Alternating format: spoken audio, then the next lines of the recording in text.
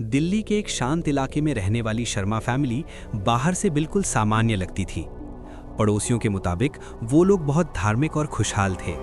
लेकिन 17 जून की सुबह जब दूध वाला दरवाजे पर आया, अंदर का नज़ारा देखकर उसकी चीख निकल गई। पूरा परिवार एक ही कमरे में अजीब तरीके से खड़ा था, जैसे किसी ने उन्हें एक साथ मरने के लिए कहा हो। पुलिस को घर में कोई ज़बरदस्ती के निशान नहीं मिले। दरवाज़ा अंदर से बंद था, खिड़कियां भी। लेकिन टेबल पर एक डायरी रखी थी, जिसमें आखिरी पन्ने पर लिखा था, आज रात 1:15 बजे सबको तैयार रहना है। डरना नहीं, बाबा आएंगे और सब ठीक कर देंगे।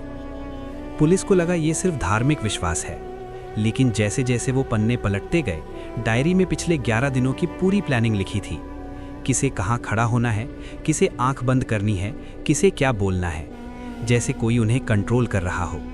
सबसे अजीब बात, घर में लगे सीसीटीवी कैमरे रात 1:14 तक काम कर रहे थे। वीडियो में पूरा परिवार चुपचाप कमरे में जाता दिख रहा था।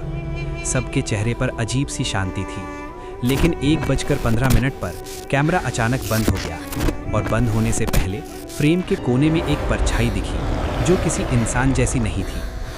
पुलिस ने पूरे घर की तलाशी ली, लेकिन कोई तीसरा व्यक्ति नहीं मिला। जब पुलिस ने डायरी का पहला पन्ना पढ़ा तो उनके होश उड़ गए। उसमें लिखा था, बाबा मरने के बाद भी हमारे साथ हैं, वो हमें अगले स्तर पर ले जाएंगे, बस हमें भरोसा रखना होगा। पता चला परिवार के बुजुर्ग की कुछ साल पहले मौत हो चुकी थी, लेकिन परिवार मानता था कि उनकी आत्मा अब भी घर में है, और वही डायरी के जरिए उन्हें निर्देश दे रही है। केस बंद होने वाला था, तभी पुलिस को एक और चीज़ मिली। कमरे की दीवार के पीछे एक छोटा सा छेद, जो सीधे पड़ोसी के खाली घर में खुलता था।